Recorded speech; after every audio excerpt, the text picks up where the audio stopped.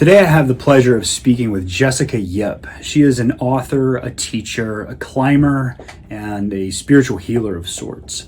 Our paths came together several years ago when I was invited to become a Lululemon ambassador, and she was one of the managers of the local store where I was an ambassador. And it was years ago now, and our paths have diverged quite a bit.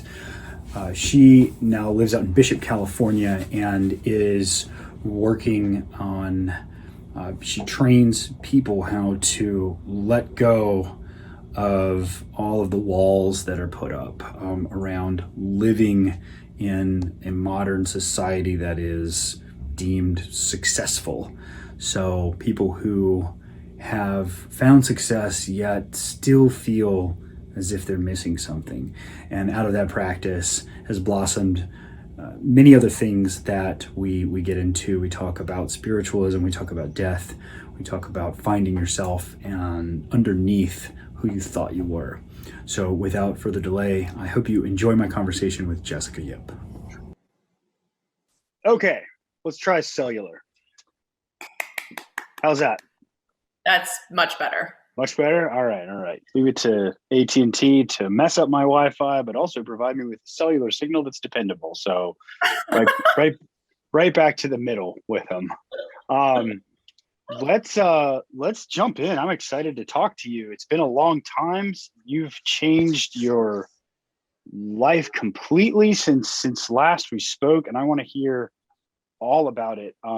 You're living in, where are you living? I live in Bishop, California. Bishop, California. Let's start there. Tell me about what is Bishop? Where is Bishop? And what are you doing in Bishop? So Bishop is a small town in the Eastern Sierra. So if you went to Tahoe and then went straight south for 3 hours on the 395, very beautiful drive, by the way, you would end up in Bishop. So it's near the east entrance of Yosemite. It's got tons of alpine lakes. It's a pass-through point on the Pacific Crest Trail. So we get a lot of through hikers on the PCT. You can dirt bike. There's world-class climbing. It's ridiculous, actually. That sounds pretty amazing. Is that still considered mining country, or is it this was mining in the past? Mining, mining in the past, ranching still very present. So we just had mule days, so I volunteered for that. So people do all kinds of Western riding fancy things that I don't really understand, but think is pretty cool. It's got this really interesting hodgepodge. There is a reservation right next to Bishop as well, a Native American reservation. So culturally, it's like a crossroads. That sounds like a perfect place for you to thrive. So weirdly enough, yes. For someone who grew up in cities for a lot of their life. Yeah, I mean, you were in San Francisco forever, and then decided to I mean, the last time I saw you, you were working for Lululemon. Yep. And our paths crossed when you guys were like, "Hey, Phil's crazy. Let's have him be an ambassador." and then we kind of linked up and kept in touch. And both of our paths are divergent from where that was. But you went out and you're doing this wonderful work that I want to talk about, and then we'll get to it. But what brought you? Did you just were you just spin and Bishop, finger on the map? How did that work? It's crazy. I don't know I feels like I was always meant to get here, but I just didn't know that this was where I was going, is really how it feels like. I lived in New York before I moved to San Francisco. When I moved to San Francisco, I started climbing a lot more consistently and met a bunch of people. And then people from San Francisco would go to Bishop to climb on weekends or something. And I remember the first time I came to this town, it was 2014, and it's a small town. It's 3,000 people in the census. I think the collective area is maybe 15,000, but anyway, it's small, definitely compared to San Francisco and New York. So, but I loved it. I actually, the weekend that I was here first, I think I inhaled so much desert dust because I think I walked around like this, for 4 days straight, and was so sick on the way home because I think it was just clogged up with desert. So but it's magical here. It's like it's between two mountain ranges, and it has the Owens River that runs through it, so that's where LA gets all its water. So it's got this really interesting like geological magic happening here. So anyway, it feels very healing, and the climbing was really why I started coming here, but the community here is incredible, and I just wanted to do this life more than I wanted to do city. Do you think that you needed to go through the the crucibles of living in the city and working for a big corporation? As cool as Lululemon is, like they're still numbers on spreadsheets at the end of the day. Yeah. And as someone in your position, do you think that having to go through those training calls and got to be here and got to do this when someone in New York or wherever says jump and then you say how high, do you think having to go through all that brought you to the place where you felt like you needed to be there in Bishop? Or do you think you could have just out of the womb, like, all right, let's go to Bishop? I could never have said that. No, I'm living a life that is like feels very unprecedented, if you will, for like my lineage, if we wanted to get into it. Like this was not What do you mean by that? like pinned me down at age 8. What did you just say? I just missed it. What do you mean by unprecedented for your lineage? I mean, like if you pinned me down at age 8, the expectation of how my life was going to look, like there was supposed to be a formula theoretically. I would go to college, I would work at some like very steady corporate job and like be okay. I think that was pretty much the idea. And I think for my parents, that sounded like a dream. They grew up in war. They're like baby boomer generation, like they escaped war so they could have stability and comfort. And they gave me all of those things. But I think it always felt to me for a long time, like I like cities. There's a lot to them that I really enjoy. And I loved my time at Lululemon. It taught me so much about the goal setting, the like personal development aspect. I learned a ton of leadership skills. I loved my teams. Like it was so much fun. But I think at the end of the day, I'm a creative at heart, and I didn't know how to honor that process. I don't know if our society is particularly good at that. Our society is really good at like make the shit happen. mm-hmm. But the creative process of like generating beautiful, it could be art, it could be music, it could be just like even the way you work of like generating content for people where it's actually inspiring, like that actually takes an internal processing where you cannot be doing something every second of the day for that to work. I don't know if you would agree. So what do you mean you can't be doing like you can't be physically doing all like your resume, which is kind of like what people see on social media.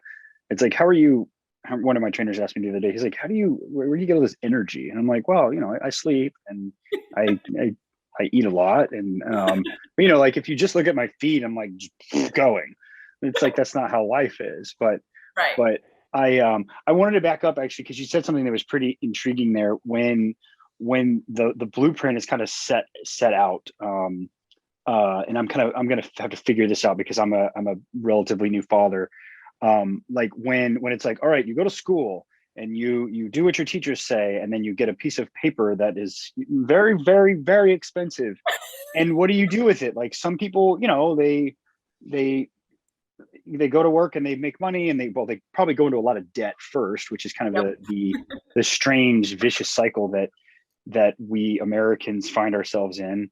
Not just Americans. I shouldn't isolate I shouldn't generalize, but and then you go and work for somebody, and then maybe you save up some money, and then maybe you could go on a vacation and then you go back and do it again. So like, do you think that I guess the question is, do you think that the plan, and for those on audio, I'm air quoting when I say that, do you think that plan is more for your ability to thrive or more to make your parents feel good about the path that they've set you on? Oh, it was totally for them. But Okay. that was like, it's like that's as far as they could see. Right. I agree. Like Yeah. the life I live right now, like boggles them. They're like, Okay. I'm sorry, you what? Like people pay you to coach them? And then you live in this town. Where is this town? Like my mom Yeah. called me once and she's like, there are hurricanes in like Florida or something. Are you okay? I'm like, Mom, do you even know where I live? Where's your mom calling from? New York. Oh, okay, got it. Like, well, you're, south a little bit. Just head west 3,253 miles, something to But that nature. it was definitely for them. I mean, their idea of like probably, I mean, they wanted to be good parents. They wanted to build a life that wasn't like what they had. And that just felt like, it's like kind of an overcorrection. You're like, let's just not do that. So let's just do Right. the opposite, which is like really steady. Like I was very well fed, very well clothed, very safe. Yeah. And please forgive my ignorance here, but when you said your parents grew up in war, what war were you referring to?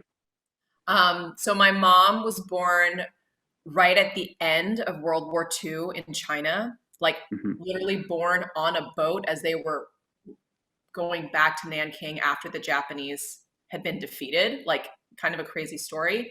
And my dad was born the exact same year that the Vietnam War started. Yeah. Okay. That is a lot of conflict. Yeah. A lot of war. Yeah. You know what I hate? I hate when people call it conflict now. It's like if people are dying, it's Yeah. freaking like More how do you serious. when does it go from conflict to war? And it's all about public perception, I guess, and how the media wants to spin it, which they've been doing an atrocious job of spinning things recently. Um, uh, so yes, your parents definitely grew up in war, and I could see how the need to kind of make a roadmap for their offspring and follow that roadmap.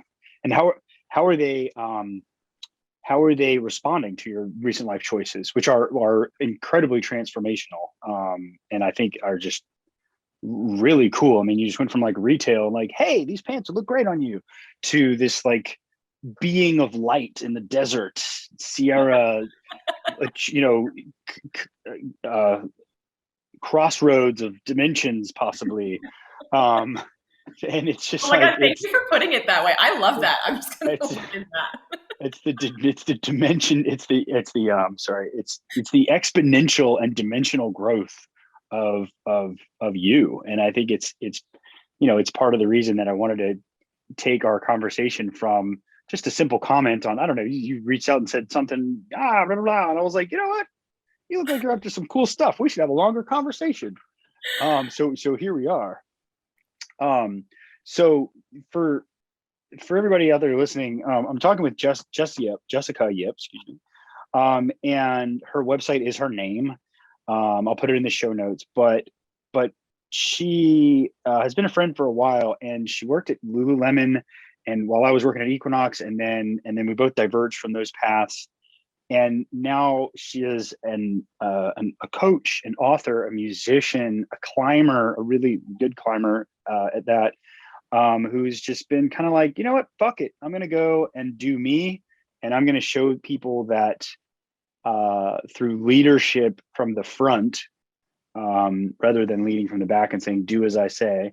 She's just leading these people on these journeys of self exploration, a self discovery, I would say, maybe explore and then to discover. And I don't want to take your story away from you, so maybe we could just kind of jump into that as the conversation unfolds. Like how would you best describe what it is that you found yourself excelling at, thriving at? Yeah, I think I love it's like exploration discovery. The word that came to me was excavation. It's like I had to dig out all the stuff that wasn't actually me Mm-hmm. and then realize I was like, oh, I've been under here all along. And there was just a lot of ways I thought me wasn't acceptable. I thought I needed to like fit a certain mold.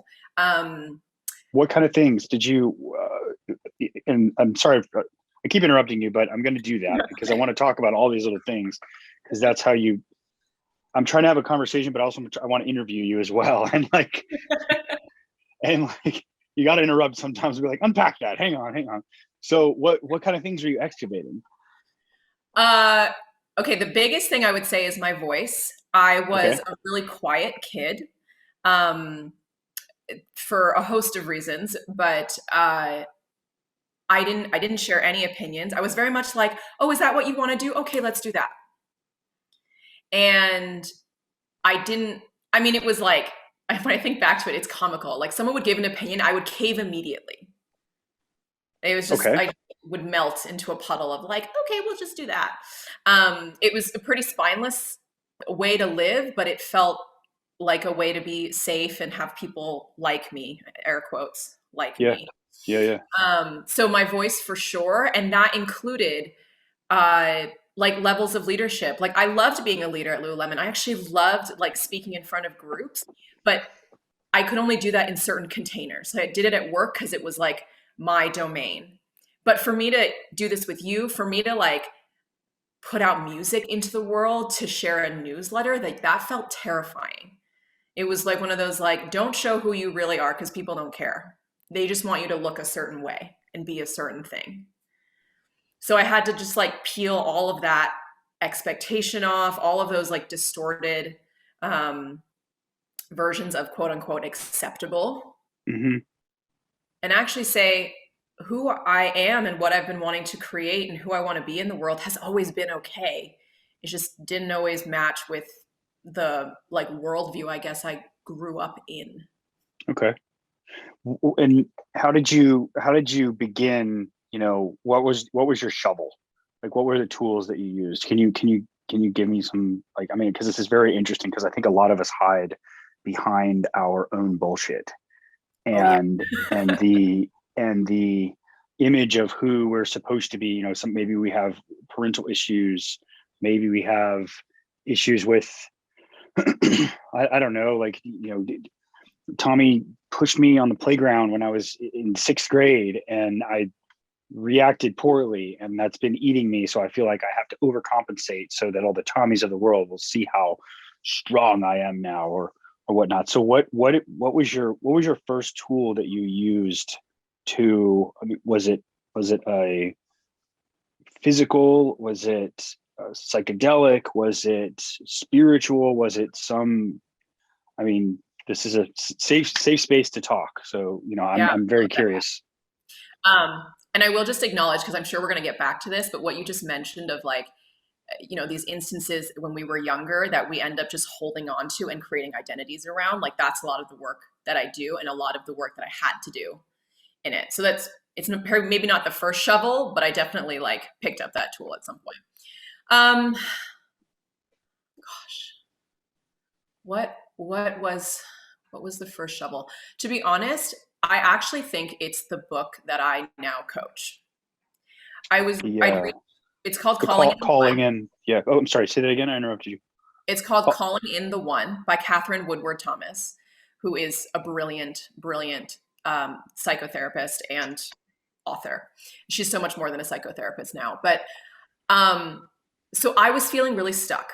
I was 29 and I was like, is this all there is? I was like doing well. I was managing that store and life was good. I was living in San Francisco. Friends were good. I had like, I was making enough money. I could go on vacation, blah, blah, blah. Like on the surface, things looked good. But I was so unhappy. Like there was part of me that was aching. And I felt guilty for aching because I was like, I have so much and things are going so well. What is wrong with me? yeah. It's like, why? Why? Yeah. I feel like I'm checking all these boxes. Why do I Yes. still feel Yes. It's feel like, congratulations, you got feel 100, yeah, but I don't empty? care. You know what, and what people usually do is they go do retail therapy, or they go buy a car, or they put some chemical in their body to just kind of numb it all out, or party it up, and Right. then take more pictures of themselves doing that, so people will feel, oh, they're living it up, and then the cycle continues. No, totally. They're all like, my Catherine calls them like soft addictions. So anyway, I don't know if they're that soft. They're pretty aggressive. But Yeah, some of those can be so, aggressive. so I literally just sat there and I was like, everything I know, and you and I have been on this road of like, we were self-development people. We loved our goals. We like our readers. Like I was not like an uneducated person in the world of like self-growth, but I was Mhm. like, everything I know right now isn't working anymore. And I was suddenly like, it was kind of a desperation. So maybe that was my shovel. Desperation was your shovel? Yeah. Well, do you think desperation was your see my post workout hair here? It's nod is getting to me here. Do you think desperation was a shovel, or was it I feel like desperation would be like a big old rock in the excavation that you got to get around. Like desperation would be like a a pebble on the scale of the, things need to change type Probably right. I mean, it was like analogy. a giant rock that I kept kicking because I couldn't move forward. Right, right. So, so I literally said out loud, I said to my roommate, I was like, I need to take a class. Like, I was literally like, give me something because I need something that I don't know. And she was Okay. the one, she was like, my therapist recommended me this book. Do you want to do it together? And that literally changed my whole life. Isn't it great how those little bitty things, it's just like those little bitty things make the most massive, profound changes in your life. Just like like if a bird drops a seed, Yep. and then a redwood grows, or if one bit of water starts to divert from the stream, and you've got, 100 years later, you've got, I don't know, whatever large body of water that you want to Yeah. put in that analogy that I can't finish very well. Yeah, it's But that was the beautiful. shovel. So that was okay. So that was the shovel, and maybe okay. So I guess when I'm saying, I'm going to ask the question a little bit differently. When I say shovel, what I mean is you're at the retreat or event, or you've bought your ticket and you come and you sit down, and someone says, okay, now we're going to take 10 breaths. And I'm spitballing here because this is how, if I was going to run a retreat, I'd probably start with breathing. We're going to take 10 breaths, and you're going to think of your biggest stone that you need to excavate. And the breath to me would be maybe like a trowel, maybe not a huge shovel, but like more focused and intentional breath later on would be a shovel. And that's what I meant with like the shovel question, was like the techniques that you use Yeah. Yeah. to Okay, great. actually unlock the ego, or to break down the ego. Yeah. So the core of the work that I did with this course is peeling back what I believed about myself and the world. Because I was generating this really, like what was happening was like, I believed that I was alone in the world.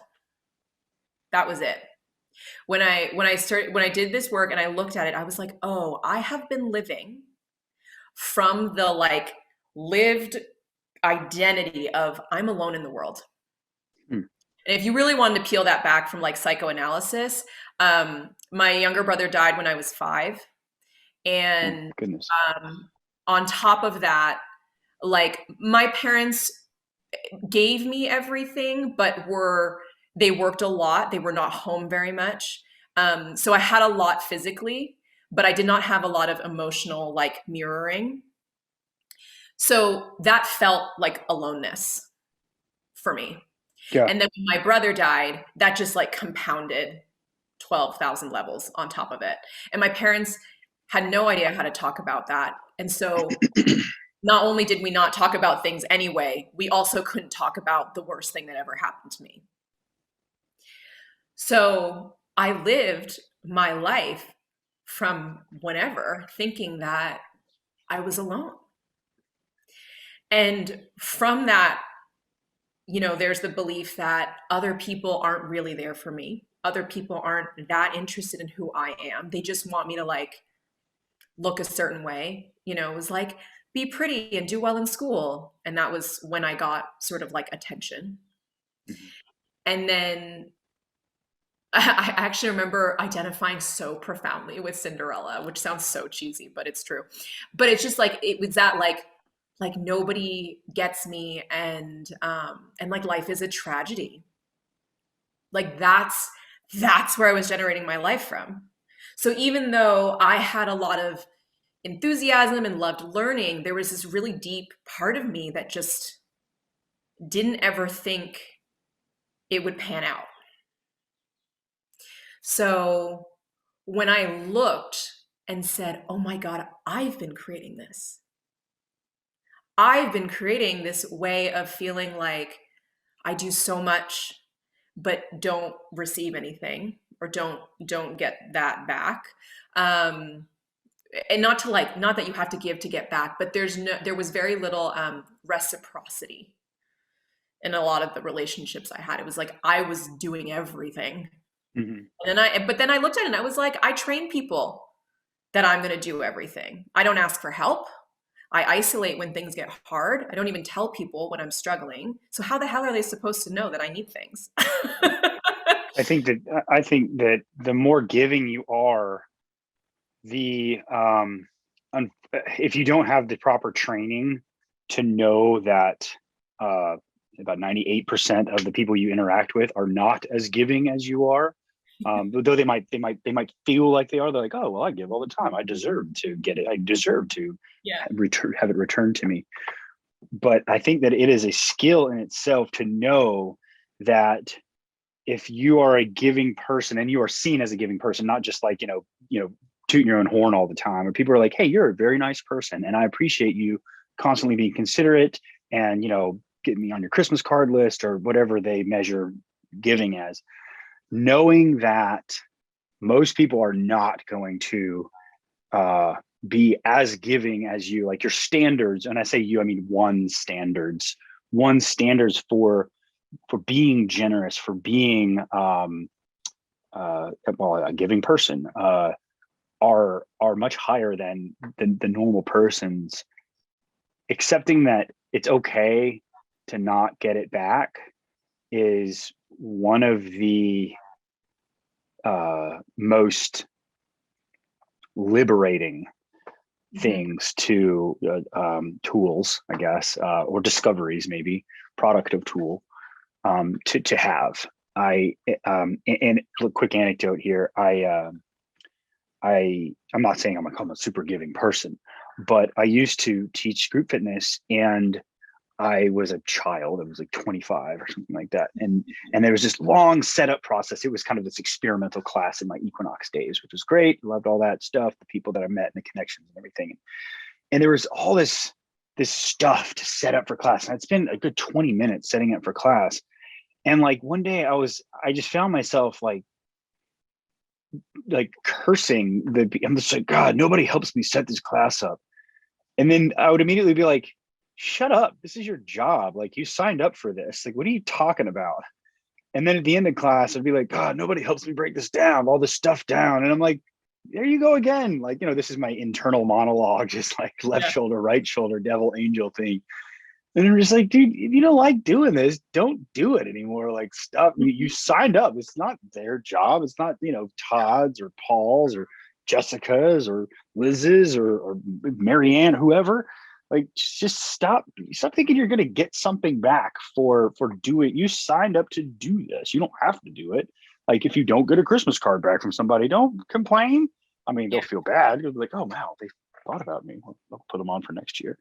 But yeah, no, I think when you learn that it's okay to not give, I'm sorry, when you learn not to speak, I'm just trying to wrap this thought up here. When you learn not to expect as much back as you give, there's a certain peace that comes over those expectations.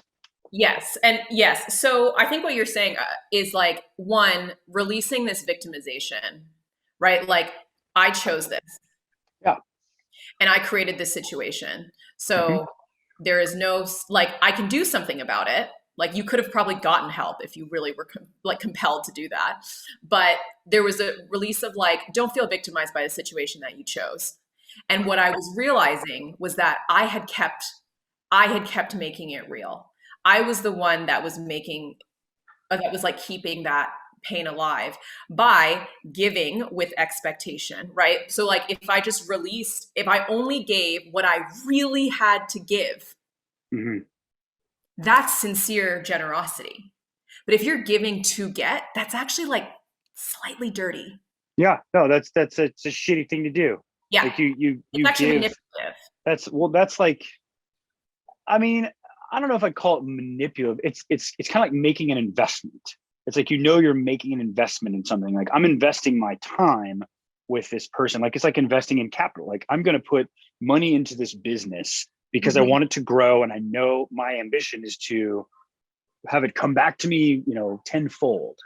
Right. And if you give expecting something in return, like, I'm going to give to this person so they'll owe me a favor later.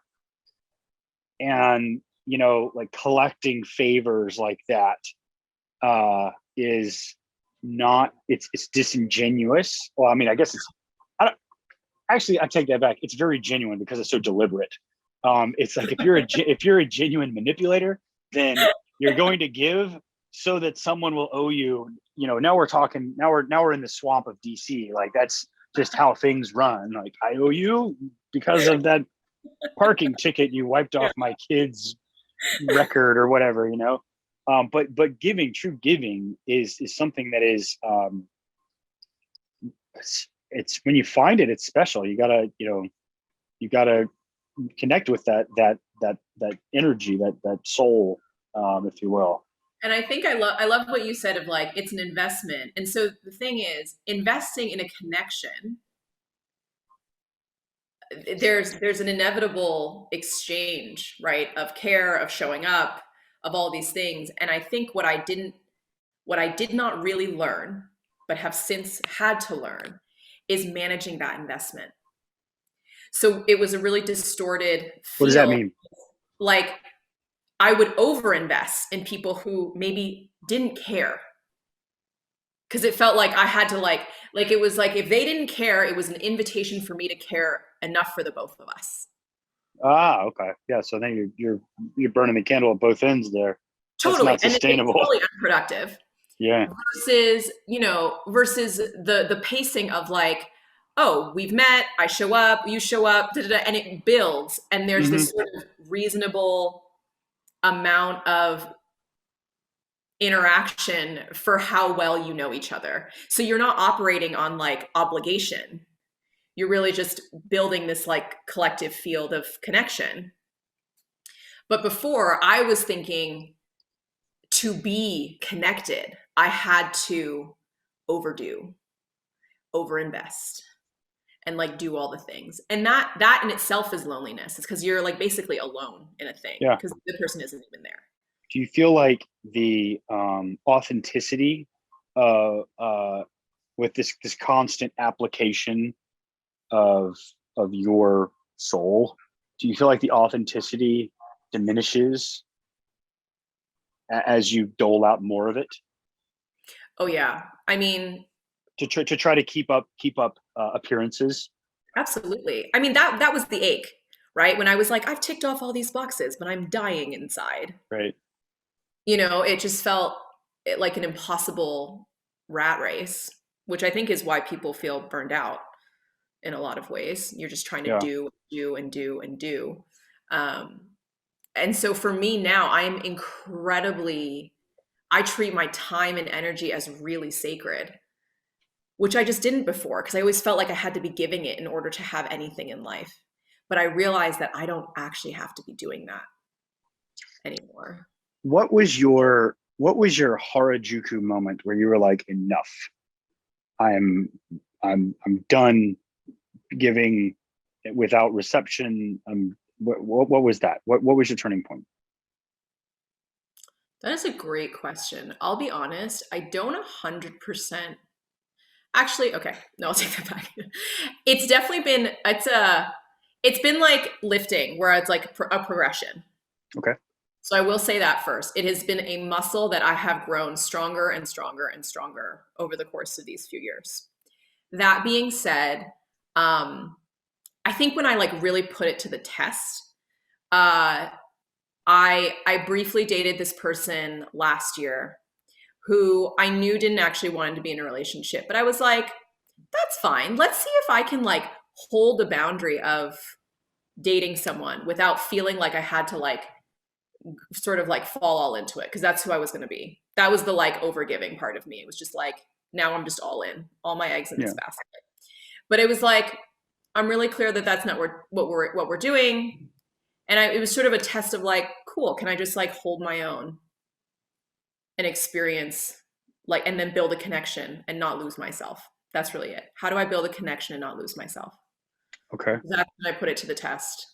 And I was able to do it. It was hard. I mean, there was a lot of me that emotionally felt like being close to people was dangerous in some ways. That's a whole other conversation. But I had to like really walk right up to all of those fears and be like, Jess, you can handle this. It's right. It's like when you're like stepping up to a big lift, you're like, all right, I'm right here. I'm with you. Let's do this. Right. So like The barbell's yeah, more honest. The barbell's more honest than people. that's true. I know. um, and when that whole thing ended, for me to not feel like my entire world fell apart was like a celebration, because it was like, oh my God, look, you can do it. You can actually build connection and not lose your whole self in it. You could still be you. In fact, you were adored for being you. You know what I mean? It was like, ooh, let me just test it out. Yeah, and then it was your first kind of successful test in its Yeah. infantile stages. I'm paraphrasing. I mean, this is what I hear. That's great. Can you tell me more about you said that there is a danger of opening yourself up to someone. What did you mean by that? Well, I think generically, nobody wants to get hurt, quote unquote. Absolutely, I agree 100%. Right. I mean, it's a very natural human thing. But I think for some of us who have had really intense, I'm going to call them like wounding experiences, especially with like caretakers. Like, God bless all the people who won the parent lottery, but like a lot of people really did not. And if you imagine, like, when you're an infant into a child, like, you rely on these people or person for your survival, right? Because there's very little you can do on your own. As an infant baby, you can do literally nothing. You rely on these people for your survival. So imagine if that person or people is neglectful, fearful, inconsistent, rageful, like any of those things. You learn pretty quickly that you cannot count on other people. It is built into your like initial view of the world. And at that point, we're not even developed yet to like separate things. So it just literally feels like life or death. Yeah, Like, you don't know not, anything when you're a baby. yeah. You're just nothing. None of this room. Yeah, nothing. Yeah, exactly. So, so that can, like, when you think about it, there are a lot of adults out there, and I having had been one of them, where like 5-year-old me was running my relationship life.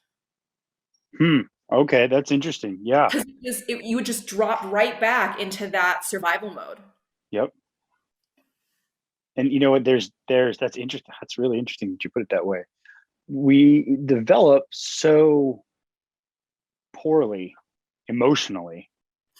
We emotionally develop so poorly. I'm going to mix that up and shoot it back out there. We emotionally develop poorly because there's not really a book on how to do it. I mean, there are books. You know, people are like, buy this book, it'll save your life. And you're like, yeah, maybe, but you already have my $20. So who's really winning? Because everybody is a little bit different. You know, that whole we're all created equal thing. No, we're not. We might biomechanically be, you know, like I have a skull and you have a skull and I have an arm, and but the experiences that start happening even pre-birth, you know, like if someone has I mean, maybe mom smoked a lot of cigarettes, or, you know, God forbid there's some sort of learning disability or something farther down that chain. Like, we are not all created equal. And if we're speaking in the, you know, post-birth, I guess, like your experience as a child and your best friend's experience as a child are vastly different and have incalculable differences, because they're basically decision trees after decision trees every second of your life that have branched out into the most complex kind of neocortex that is you, right? That is your personality. And developing emotionally is not something that is a tangible thing to that you can kind of hold on to, unless it's usually kind of just labeled as like, oh, that's some hippie shit, like, or that's like, meanwhile, like the macho figure is like, that's some hippie shit, let's go grab a beer, or like, drink a bunch of bourbon, or or just like numb it out and toughen up, and it's like, really, like, those are the people that are crying behind closed doors, like, the biggest facade falls the hardest, because of that lack of emotional experience and intelligence. I guess emotional intelligence is a good way to sum it all up, but yeah.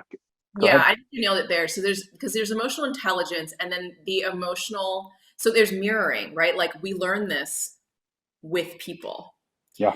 So, my parents had been traumatized from their experience too. And they didn't exactly have parents who had like the time and bandwidth to be like, how are you feeling today? Like, that was nobody says that. That's like a past 10 years thing, or you're on a commune somewhere in the woods. Like, nobody had time for that. Yeah.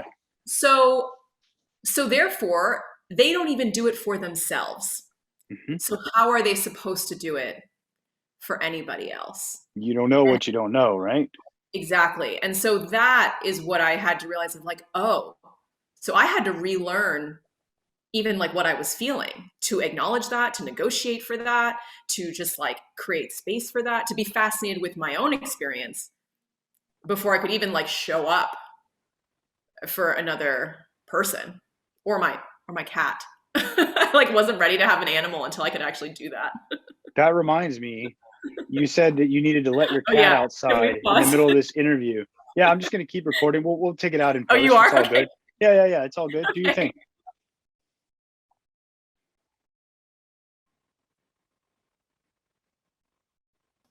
Okay, great. Thanks for that. Oh, yeah, of course. Yeah.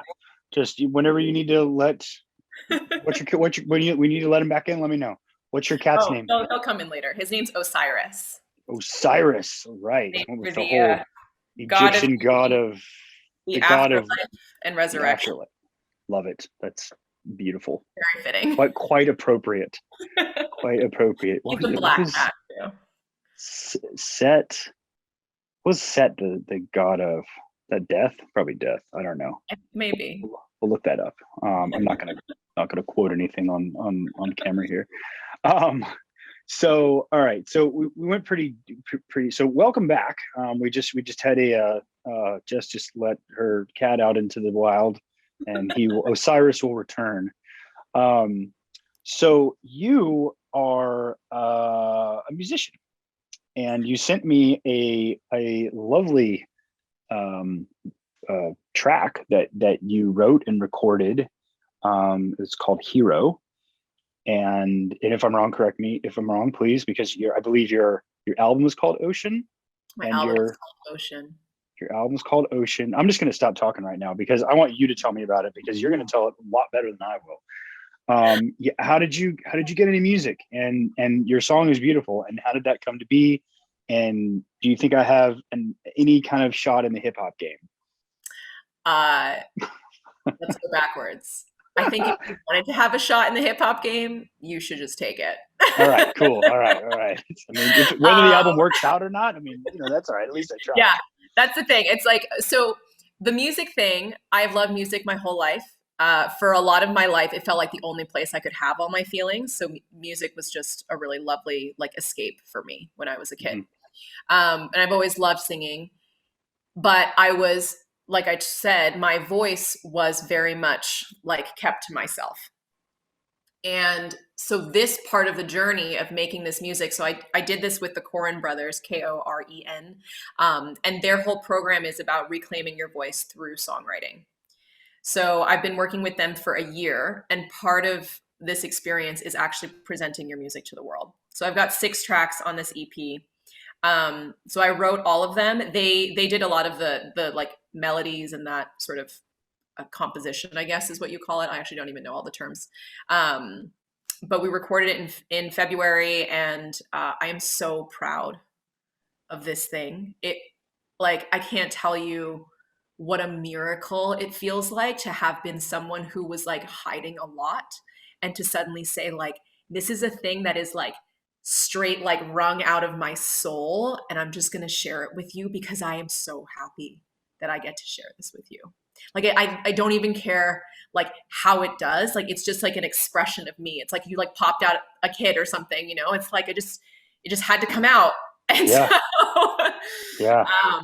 I'm like in love with it, which maybe is very egotistical, but No, I don't. the lovely way.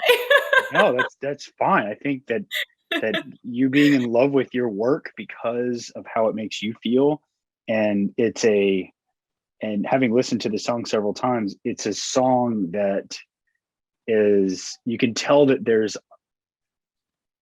that song took a long time to write. And Yeah. I'll jump to another anecdote here. When Picasso at the end of his life was doing doodles for for $500 or a lot of money, some woman said, she's like, why is this so much money? You just did that in 2 seconds. And he turned to the woman and said, no, ma'am, it took me my entire life to do that. Yeah. And so when you're doing something, regardless if it's free or for money, that's not part of this conversation here. It's when you're doing something when you're sharing something with others. I don't think there's any type of self aggrandizement that comes with it. I think that it's a really selfless thing to be able to do. And like hearing your tone change and your facial features change when you talk about how happy it makes you, that it's the real thing. So tell me, why did you send me Hero over the other five? It's a great question. It was kind of the one that came to me. I think it's the opening track on the EP. Okay. It's full of questions, whereas the other ones are a little more self-assured. But it really captures the journey of like, am I allowed to be this person? Is that okay? Can I actually say everything I need to say? Yeah, I don't know. It just felt like the thing. It was the one that I was sharing with most people. It felt like an introduction. And Mm-hmm. then the tracks sort of follow my journey of becoming this person. And yeah. So it was just kind of an intuitive choice, actually. Do you have all the names of the tracks worked out already and Yeah. everything's launched out? Is there by chance a track named Shovel in there? No. Okay. Well, maybe on the next album. I'll do that on my album. Yeah, that sounds like you could make a song. Gangster Phil, Yes. Memphis is my turf, Shovel. Yeah. There it is. All right, so that's going to drop in. Gosh, it's Memorial Day now, and when we're recording this, and that drops on the 21st of this June. Is that right? Correct. Heck Solstice. yeah. Also my younger brother's birthday, so it's like a very full circle. Okay. Now, how many brothers do you have? You're not referring to the one that passed away. I am. You? Oh, you are. Okay. Well, Yes. that's it's a very special day for you then. Yeah, it is.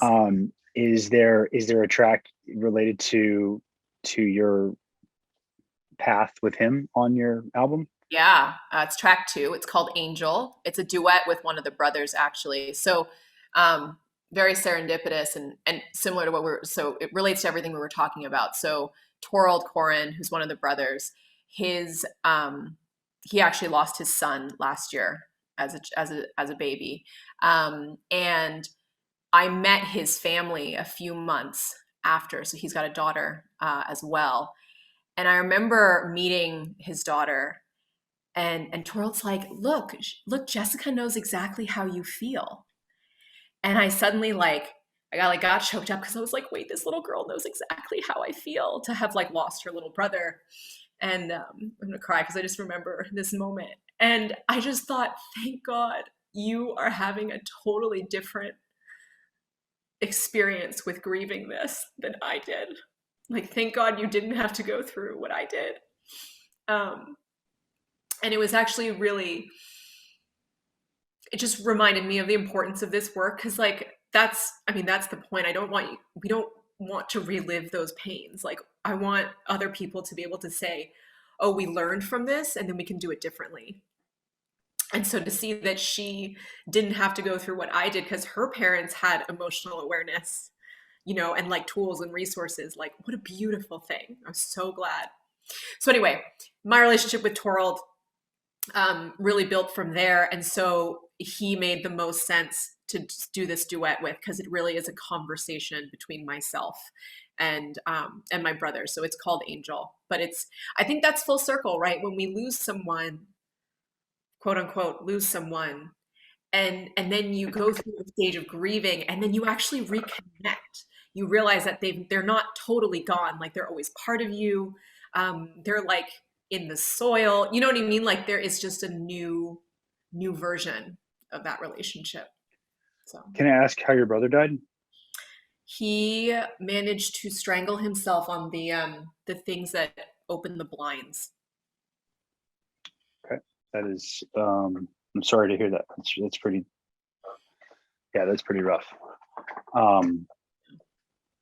So here's one thing that helps me when with death, right?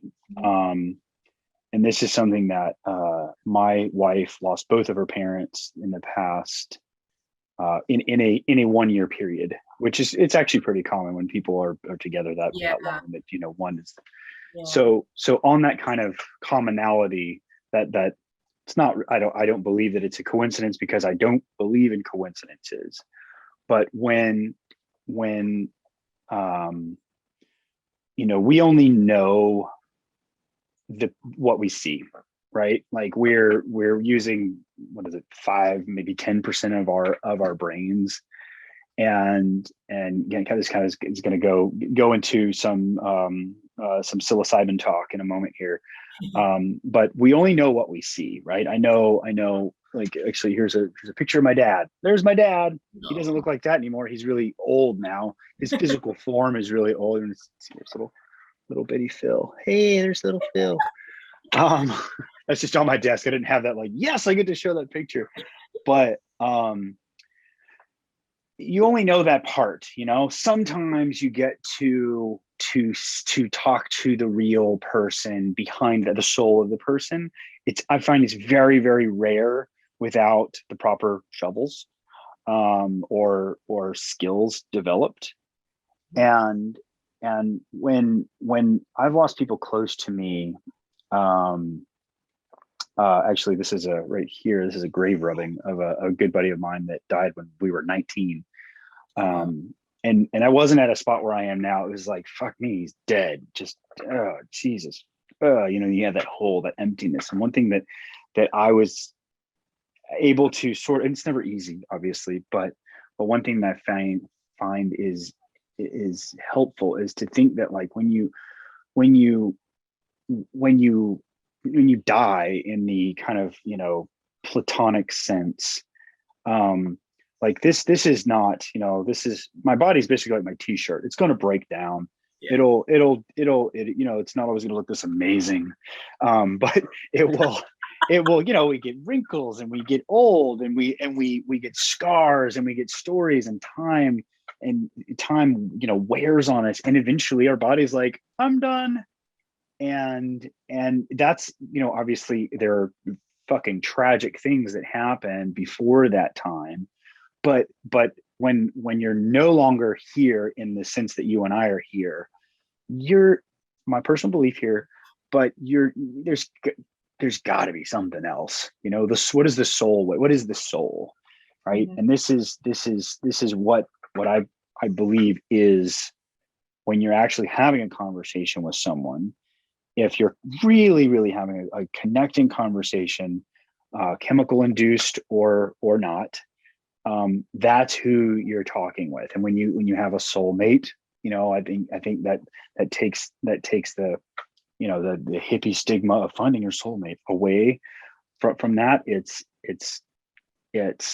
when someone passes away, when they're in their coffin, whether they're old or something less than old, that's not them. It's no longer them. That's the vessel. you know, that like the little dude in Men in Black who had the, you know, the face popped open and he was like driving around, like that's your soul that goes away. That's not, you know, that doesn't have a lifespan of, you know, 90 years, 80 years, 5 years. It's there's something more. So when someone dies in the regular sense, it's not goodbye. It's I'll see you later. You know, it sucks. It's fucking terrible. It's the worst feeling in the world. But I found some consolation in in believing that, and I hope that my wife has also. I think it has. I'm not saying it makes it any easier, but it's definitely when you know that you'll see your brother someday again, you know, and he'll be like, "Why are you so old?" I'll be like, "Hey man, I got a lot of stories for you, all right? Like I got a lot of life. It's good to see you, first of all. Bring it in, man." But but Yeah, second of all, yeah, it's I fully am with you because I very much believe that there's like the soul lives well beyond this sort of earthly existence. Mhm. Um, and part of the album really is my befriending of death. Okay. Yeah, there's the fifth track is called Worlds Away. And there's a line in it where it says, "I'm smiling free because I know that we never die." And I mean, there's the whole thing alludes to death, but like, I think that's really it. Is that things? It was befriending this idea of like things pass and things change, and that's actually the beauty of life. And we all like kind of come back together in magical, mysterious ways that we can't even really fathom. Mhm. Um, and I feel deeply connected to my brother. Like he was very much a catalyst. Like when you're like, when did this start? Or that Picasso quote of like, it took me my whole life to write this. Mhm. You know, it's because my brother's story is also my story, and now it's all like out here. So yeah, death is now like a very close friend of mine. It feels like. I think that's one of the most healthy things to, you know, it's the only known thing in life. We're going to die someday, you know. Yeah. We just That's why you gotta, you know, YOLO the shit out of stuff. You gotta like live, maybe not every day like it's your last, you know. You gotta need some troughs to your crests. But yeah, absolutely. I But I think think that's there's a misconception of like live every day like it's your last is this like really aggressive like go yeah. skydiving and like whatever. And I think what you alluded to earlier was this like presence and acceptance of like, you're not always going, even though your Instagram looks like you're always going. There's like downtime and like sweet moments and rest. And like that is intentional too. When it's done intentionally, it feels like living. Yeah. And I think back to your point of when you constantly give and give and give and give to put on those airs to keep up appearances basically, then the actual meter of life drops.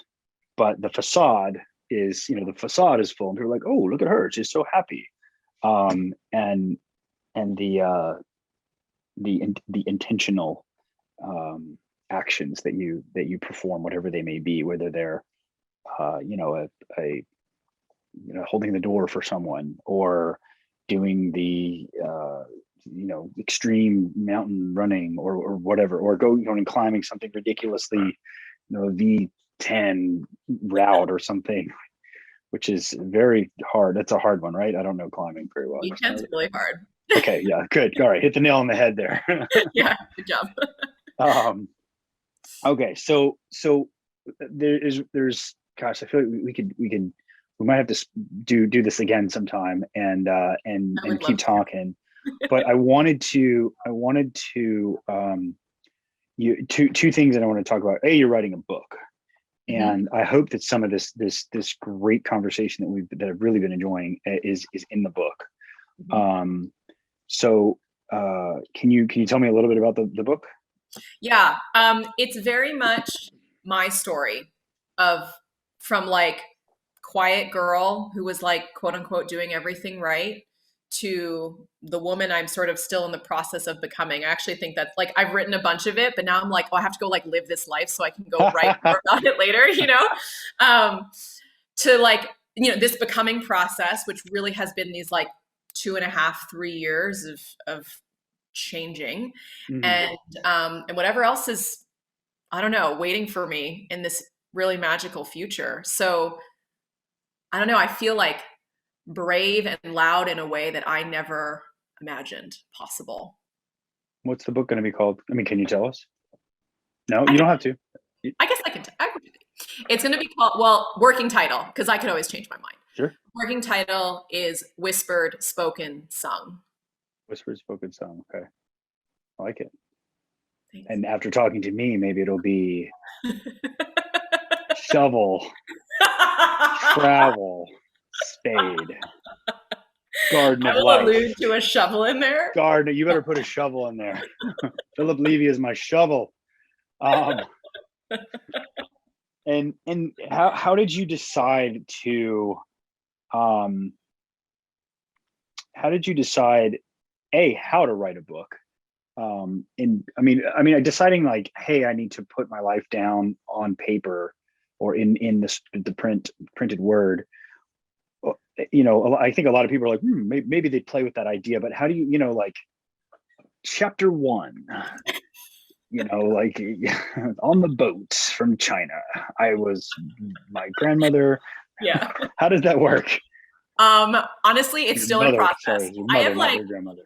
I have like 100 pages drafted, and I still have no idea how I really want to be telling this story.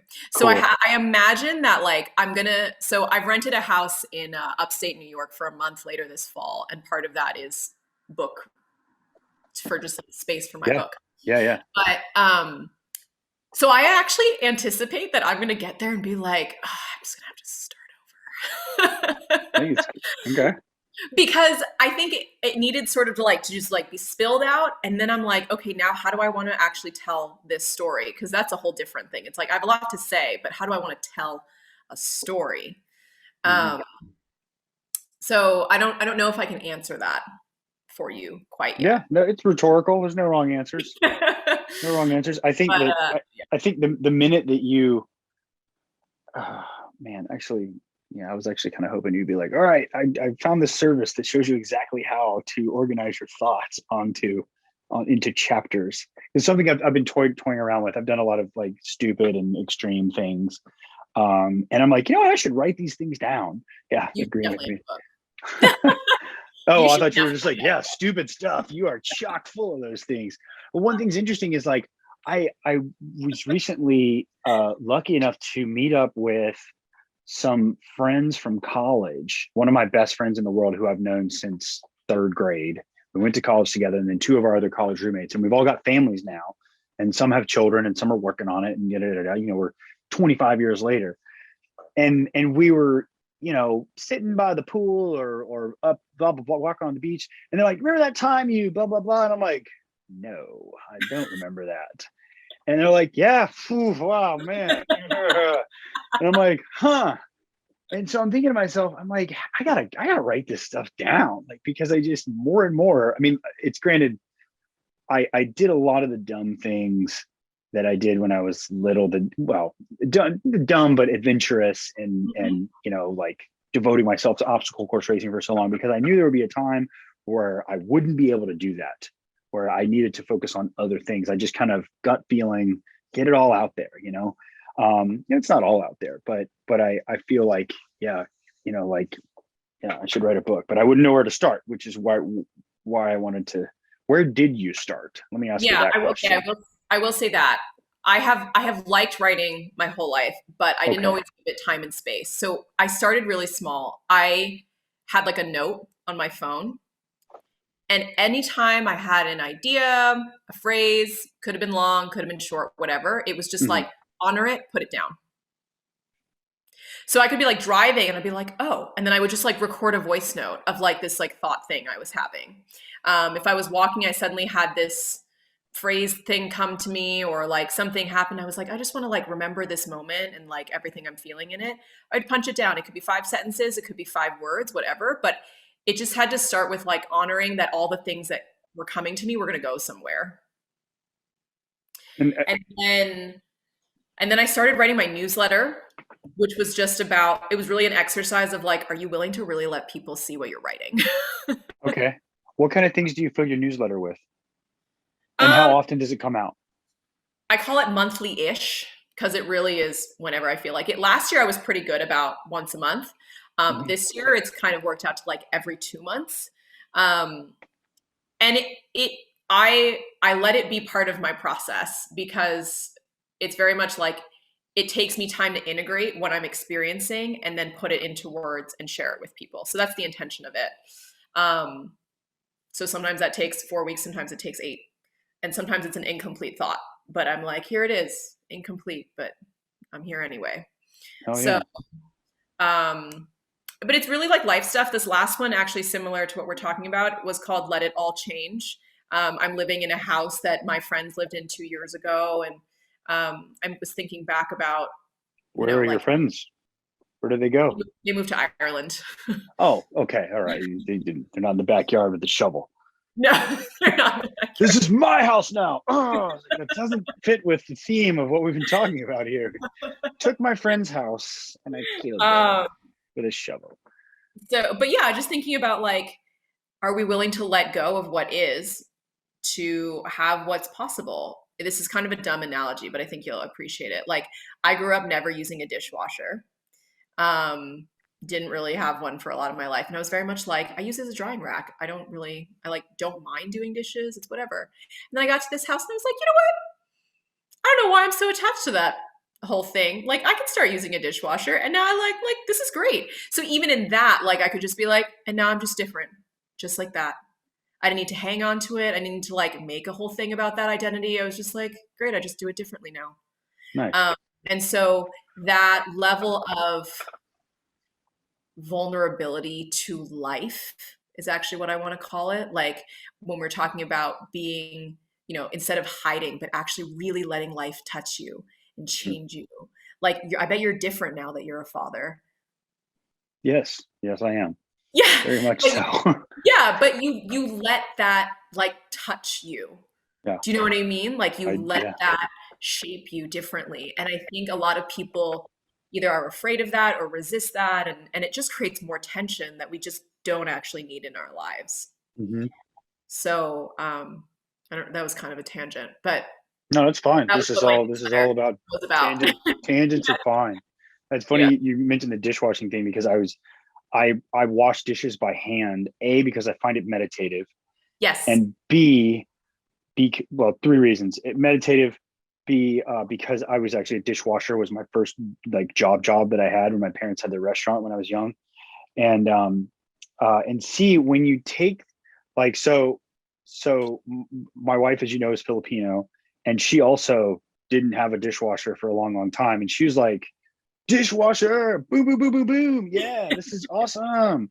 But me, I like to like I don't know, I like the and I don't want to do it all the time, but I like the process of Yeah. washing the dish, and there it is for us to use again. It's available.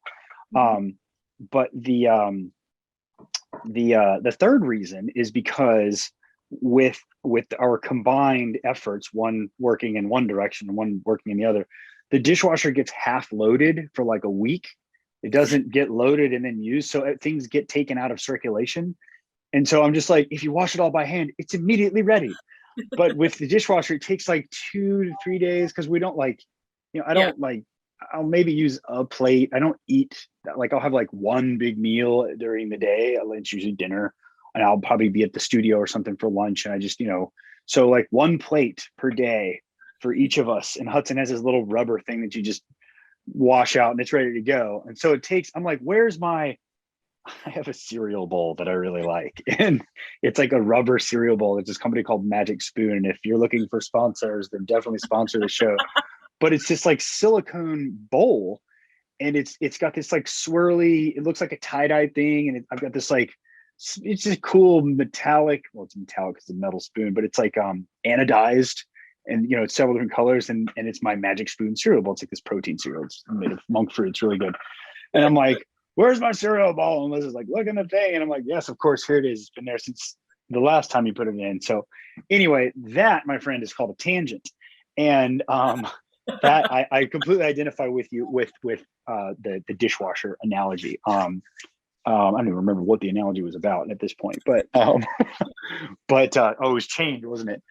Sorry, I just worked out right before our interview here, and I was like, should I shower or should I just stay in the pipe and go? And I'm getting to the point, Jess, where I need to shower. So Murph is catching up to you. Murph caught up to me. We did a good Murph today. It was awesome. Okay, last question, and then I'm gonna let you go do your awesome thing that you do. What is an oracle deck? Oh, so people have heard of tarot decks, like tarot cards. Mm-hmm. And so tarot cards, fundamentally, it's like arranged like a deck of cards, 1 to 10, and then the suits, or in the suits, and then you have the face cards. So tarot decks follow that, but obviously all the cards have different meaning. Whereas an oracle deck is a deck that you basically make up. So it doesn't have 1 to 10 and the face cards. It could have like, I don't know. So we're basing ours on like mountains and that life. So I have a card that will be like the bristlecone pine tree, bristlecone pine. And so these trees, I don't know if you know about them, but they live above 10,000 feet and live legitimately thousands of years. And then even when they die, they don't really like decompose because the wood is so hard. It actually has to decompose by erosion. They're like outrageous. They're super gnarled because they live in these like really aggressive temperatures, and they just look like tortured souls, but they're so beautiful. So anyway, like for example, like I can make that a card, and the meaning of it could be like communing with old souls and connecting with things past or whatever. So an oracle deck is really just like have your own adventure. Okay, I like it. And there's 10 in a set. No, an oracle deck usually sits around like 50 cards. Oh wow, okay. And how do you make them? Like, are they hand painted? Are they printed? Are they? My friend Christina is a phenomenal artist, so she is going to be the artist side of that. So she will make them beautiful, and I'm going to be writing the text for what those cards mean. That's pretty much as far as we've gotten, and then I have to figure out like the printers, and then we're going to put it on Kickstarter. Oh yeah, to print it. Well, send me a link when that happens, and we'll make sure that stuff gets printed. All right. So where can people find you? JessicaYip.com. Okay. Website, and at Jess the Yip on Instagram, JessTheyip.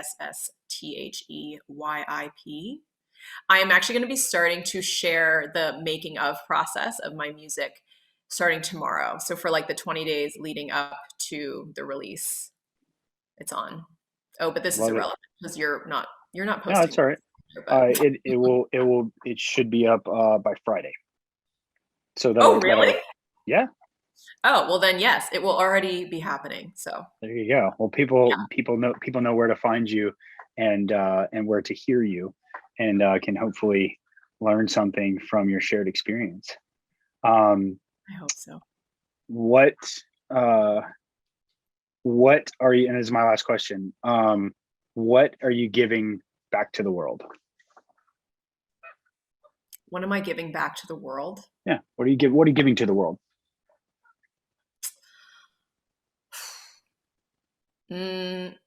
Healthy love and relationship. That's it. I love it. All right. Well, thank you very much for coming and talking with me today.